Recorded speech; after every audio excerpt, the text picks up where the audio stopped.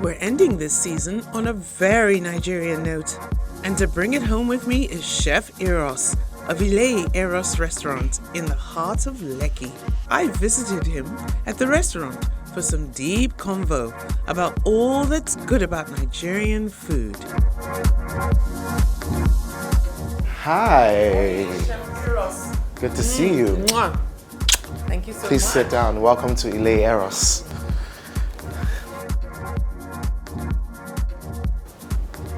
Welcome to Food Journey. Thank you for having me. Thank you so much for having us. So the name Ile Eros. Yes. Can you tell me what that actually means? Ile Eros means house of Eros. Uh-huh. Are you aware that Eros has something to do with Greek mythology? I do. I'm aware. Okay, so was that sort of a clever way of fitting that in Yoruba and Greek mythology? Not actually, because I already had the name Eros before I found out about the Greek mythology part of it, because my family's name is actually Erogbogbo, which means everybody. And the short form of Erogbogbo is Eros. So across my family, a lot of people have been going by Eros before even I knew what Greek mythology was. So my auntie had a cafeteria called Eros Foods. You know, there's Eros Photography, there's Eros Hotel, all different arms of the Eros family. My goodness, that's very clever. So it's really worked in. Almost sort of reflects a little bit about your name as well. That's fantastic. So tell me, the first question I want to ask you of a lot of questions is, can you describe to me what you really think the African palate is? So unknown to the African man, their palate is actually a mix of sweet, spicy, and bitter. You'll find it across our food. We tend to use a lot of onions in cooking, mostly blended in, and that gives every dish a sweet element. So same with tomatoes, right? And then in certain regions, especially in the southeastern parts, and then the southwestern part, you find a lot of usage of otazi, bitter leaf, but it's balanced out with spicy flavors, sweet flavors. So I would say that the Nigerian palate is very mix of sweet, spicy, and bitter. I totally agree with that. Everything, including that umami flavor that we get from a lot of our Yes, and that as well, meats. actually. The umami is definitely a part of our palate. You get it actually with things like low-cost beans. Iru, beautiful. Yes. And then that's dawa dawa. Exactly. There's so many different sort of applications of that and the way it's formed. And also, of course, with the things that are pungent like crayfish. Yes. And I love that part. And I particularly actually like the bitterness in our food as well. Especially when balanced properly, you know? Yes. I've got a lot of questions for you Okay, today. let's So get cracking. Let's get cracking. So now, you have a platform to present your food in your own powerful and particular way. You literally speak to people with the food that you present. Do you kind of feel that responsibility? And what are you actually trying to say with the dishes that you create? So yes, there is a sense of responsibility in the fact that I've been bestowed with a gift, right? The gift of cooking. Some people can sing, some people can act, I can cook. And because I have that gift, it's my own language and sort of how I communicate with the world. And what I'm always telling the world is, hey, Africa matters. Africa is important. Africa is the motherland. Africa has a lot of flavors, has a lot to bring to the table. Africa is rich, is diverse, is full of flavor, And so that's what I'm constantly sort of pushing, communicating to the world, what African flavor profile is. And just sort of doing my little bit to reinvent and recreate African food, because there has been, especially in the western part of Africa, Nigeria, there has been sort of like stagnation in the growth of our food development in terms of how the recipes are created. And so what they're constantly trying to do is sort of communicate a new age of cuisine, of cooking. The minute you walk into Ile Eros, it has that contemporary New York apartment feel with lovely art, seating, and an atmosphere full of promise. The food is that pleasant surprise that you've always wanted. Food that shows passion, creativity, and intelligence. Here's another question that's sort of a sub-question to that answer. Do you think that we Nigerians need to learn what we're supposed to actually be tasting in our food? Or are we just like, oh, this is a pho, oh, this is a goosey, and you know, I'm just going to eat it because I know what I expect to generally taste? Yes, I agree. I think that we definitely need to educate our palate a little more, not just on the taste, but the nutritional value in our food. A lot of our food is very organic and it contains a lot of nutrients. And in the process of cooking, half the time we destroy the nutrients. And so I think education will go a long way in influencing how we cook and how we take our natural ingredients and put them on a plate. At Ile Eros, for example, we're constantly paying attention to how we prepare each dish in such a way that it retains its natural ingredients, its natural nutrients, and it's also full of flavor. And we're constantly telling people how the food is cooked and what flavors to expect. I love that. And I noticed outside that you have a herb garden, Yes. which is just brilliant. The wall herb garden, and then what you've got there, you've got sage, you've got basil, you've got parsley. You had something on the lower level that kind of looked like strawberries. No, What was it? it has a bulb on it. Yeah. And that bulb is it's electric daisy. That's what it's called. Oh my goodness. Electric daisy. And it basically has a shocking effect in your mouth, and so we use that to make some cocktails. Wow, I love that. So you get that little mouthfeel. That's Yeah. beautiful. Yeah. So my next question to you is, of course, there's an artistry that comes with the way you present your dishes. And for me, the first thing that the person who's going to eat experiences is what they visually see. Yes, That's yes. so crucial, Very apart crucial. from the taste of the food. Now, my question is, do you think that the average Nigerian or the Nigerian who actually knows a lot about food, who considers themselves a foodie, feels that if we're presenting our food in such a way, in an artsy way, that we're taking away from what we traditionally expect to see when you order a Nigerian meal? So, how do I answer that question now? The truth is that people feel that way, especially when what they've tried in the past has been done incorrectly. Right. But then when they come to somewhere like Ile Eros and they try it, we have retained the authenticity of the flavor. So in trying to redefine or reinvent the way it's presented, we haven't lost the authenticity. And that's why we say that Ile Eros is an authentic Nigerian restaurant with a modern twist, not a fusion restaurant.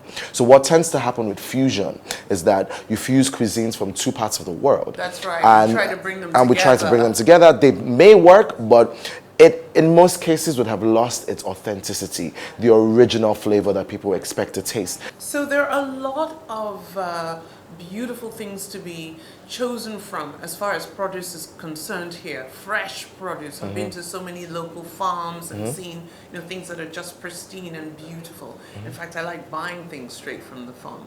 And you specialize in telling ingredients to reveal different sides of themselves, which I think is just thrilling. What has been one of your most exciting discoveries about a mundane, I won't call any ingredient mundane, but a familiar vegetable or fruit or protein? Cassava, Uh-huh. actually. Okay. So there's a lot that we have done with cassava and continue to do with cassava, and I'm finding more. As a matter of fact, yesterday we made a cassava crisp. And it's made just like starch, the way the southern people make starch, where they take the cassava, they grate the cassava, wash it and squeeze it out, and the water itself that's retained contains a lot of starch. And then it's mixed with water, a little bit of palm oil, and then it's put on a pan, and it's basically mixed until it heats, and then as it heats, it forms into this really glutinous body, right? And it's yellowish. It's yellowish from the palm oil. I've never been able to eat it. Stomach that Yes. for some reason. So, and that's because of it's very starchy. Like it pulls. And so what we did with that same starch, right, is we took two pieces of parchment paper, right? We put the starch inside, put the other piece of parchment paper, and rolled it out really thin. And then we took a baking sheet, we put that on the baking sheet and covered it with the other another baking sheet, like compressed it and put it into the oven. And when it came out as a beautiful crisp. Now that you can stomach, because we take that crisp and we top it with the same banga, right? And put the same proteins that you would find in it, and you put it in your mouth, and it's the exact same thing as the starch and banga. Now acceptable to the white man. Oh, I love that. You know, okay. The same cassava, as gari comes in the small grains, there's also the long sticks. They're like grated cassava, right? And it's usually dried, just like the gari is dried. And the Igbo people would soak it with water, and they will make the abacha, the salad. That's right. The local salad, right? Grated. Yeah. And so what we've done with that as well is that we've pickled it. Oh. And we've given it a fresh flavor profile, right? That when combined with the palm oil, which is now in our own case, our local salad dressing. So how do you even begin to turn food on its head? I reckon the formula looks a bit like this. Great produce, plus out-of-the-box thinking, over creativity, plus expected taste, times expected visual, divided by trial and error, equals beautiful result. So Chef Eros, here's a question. When did you know that you wanted to become a chef and actually take it as far as you have taken it into this entrepreneurial stage of having your own restaurant? That's usually a difficult question for me to answer because I can't tell you exactly when it happened. Being a chef just happened organically. I started off actually at the bar. Oh. Yeah. So my first job in uni in the UK was a bartender. And behind the bar, just like here, was the kitchen. And I was always so fascinated by everything that was going on in the kitchen. And so I kept going into the kitchen until one day my supervisor was like, you know what, stay in the kitchen. And that's how I got moved into the kitchen. And obviously you start from the ground up, washing dishes, you know, and then peeling potatoes and onions and all of that. And I did that for quite a while. I still did a bit of waiting of tables, you know. So I was like a all-rounder, you know. I did a bit of work at the bar, a bit of work on the floor, and then a bit of work in the kitchen before I moved back to Nigeria. I studied international business management, and my mom asked me to help her write a business plan for a restaurant. And that's how I moved back to Nigeria to help her implement this business plan that we had created for the restaurant. That's incredible. And I haven't looked back since. At the time, I wasn't a chef. I became a chef over time. So I didn't go to culinary school, but I taught myself and I took certain classes. And speaking of the drinks, here they are. Oh, wow. Nice. This is very interesting. So having the business side of this entrepreneurial journey, thank you very much. Thank you. This looks amazing, is important. Yes. You know, because a lot of people who want to go into the restaurant business could be chefs, yes, but then don't have the business side. And I think that's really essential. I love the fact that you're actually not you haven't gone to culinary school, because I think there's sort of sometimes a little snobbishness behind, you know, I went to such and such institution. I don't have that. So unfortunately, I have a lot to prove, you know. Well, that's okay. I think you're doing very well, you know. And I personally call myself a TV chef. You know, people may say, but you haven't been to culinary school. I don't care. You know, what we're doing is good. And as long as we're making people happy and we're doing it in our own way, I think, yes, chefs. Yes. Pound it out. All right, so let's try these. What do we have here? So you're having the ayaruban.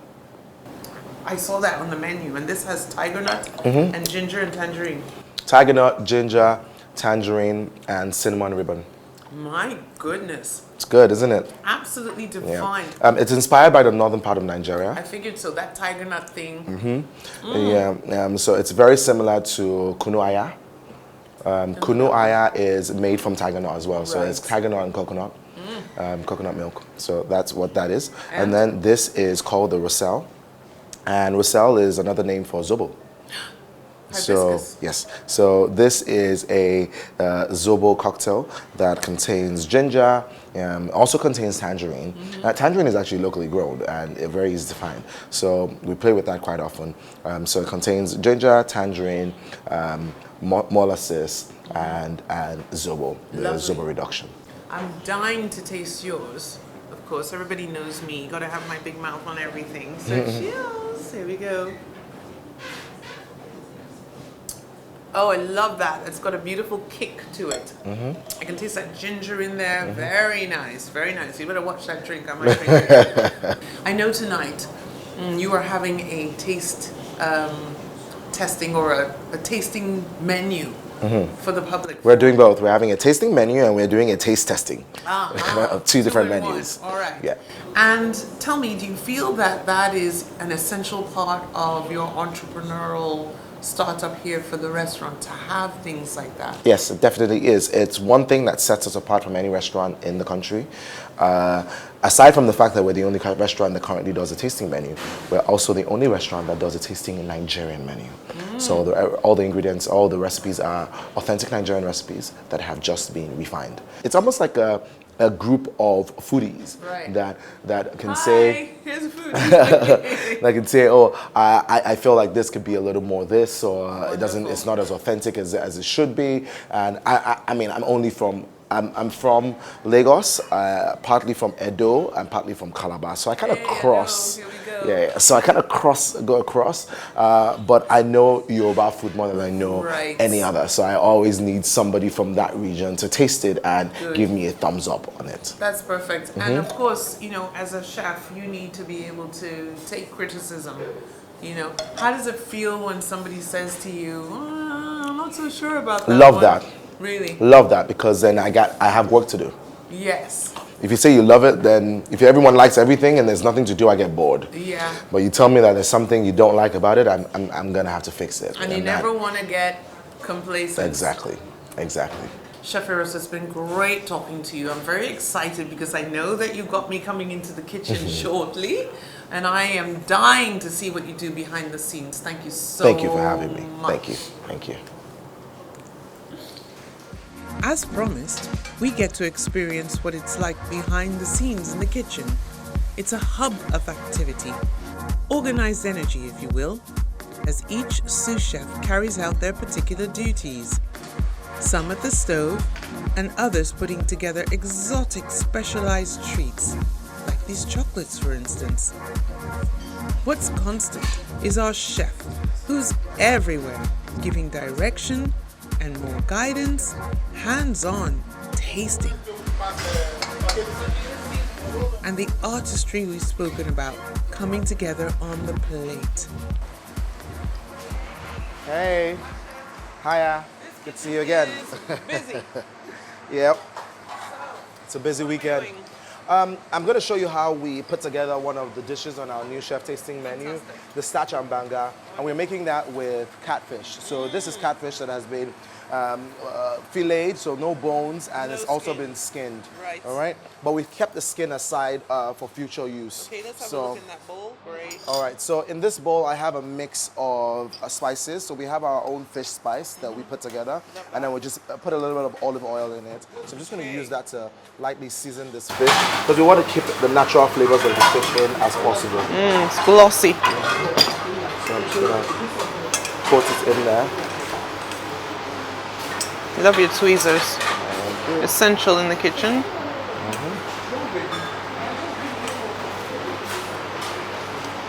So what's the next stage? So next stage is to set this in the fridge for a few minutes to rest, and I'll grab another one and we'll start frying immediately. All right, to the fridge. All right, and then bring it back and continue. Okay. All right, so while that's going to be frying, I'm going to start putting together the dish. Okay, great. What do we have here? So we have the elements of the dish. We have banga, palm soup, owo, Let's look at this. and then we also have cassava. And this is cassava that is soaking in palm oil water. It's just slightly salted, you know, and that's also going to be going on that fish. Great. Okay, how's the starch? All right, lift it up so I can see. Okay. All right, and that's the beautiful starch crisp, as you can see. Look at that. You have to be careful so it doesn't. You can see through it. Yeah. So I'm just taking that off.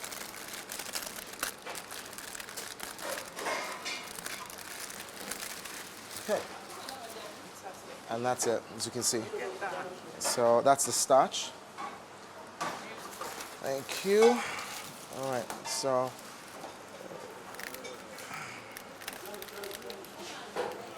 Very delicate. That's all I really need. The catfish fillets are seared. And just look at that flame. Wow, look at that. Chef Eros now removes the cassava, which has been soaking in the palm oil marinade. You get some of the palm oil too. Just like that. Great. Put in there. Wow.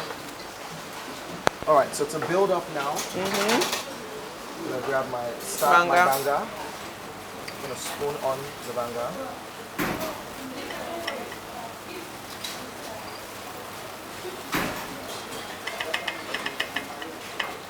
So it's kind of making like a little bed. Exactly. Okay, there's that beautiful fish. Beautiful fish. Just gonna, It's soft and delicate, yeah, the catfish. yeah. So I'm gonna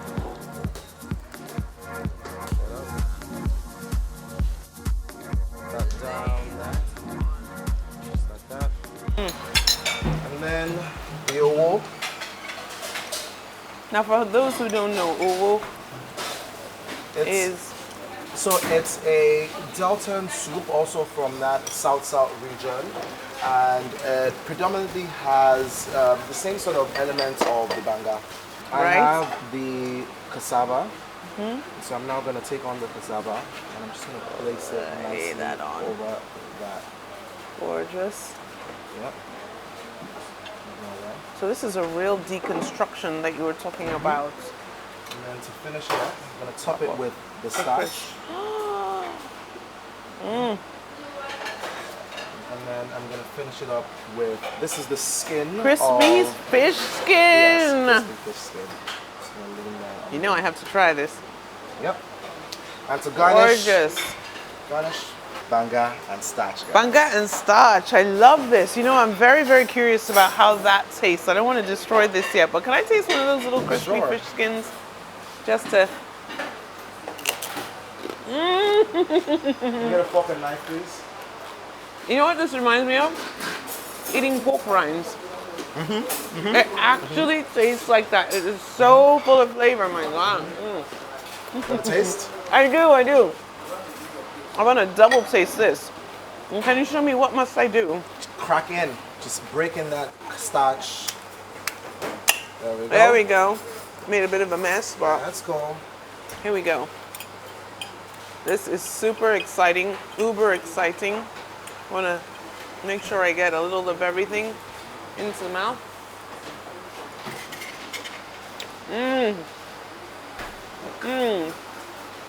My goodness, that smoky but peppery feel. I haven't finished it, so I have to try some of the cassava. Let me see, there's no pretty way to do this. Just let me get that in there. Delicious. And then some more of that fish. It was just too good. Too good. Here we go. I think I managed to get So what I like to almost do is I every use element. the fish to sort of mop around and pick everything as much as I can. Well, Chef, I have to tell you, this is absolutely incredible. It's everything that we spoke about during the interview, and I'm hungry for more of this, so I'm going to come back to the restaurant. I suggest everybody else do the same. Thank you so much. It's been wonderful. Mwah. Should we say goodbye from Food Journey? All right. Bye-bye, everybody. I'm going to eat this now. See you next time.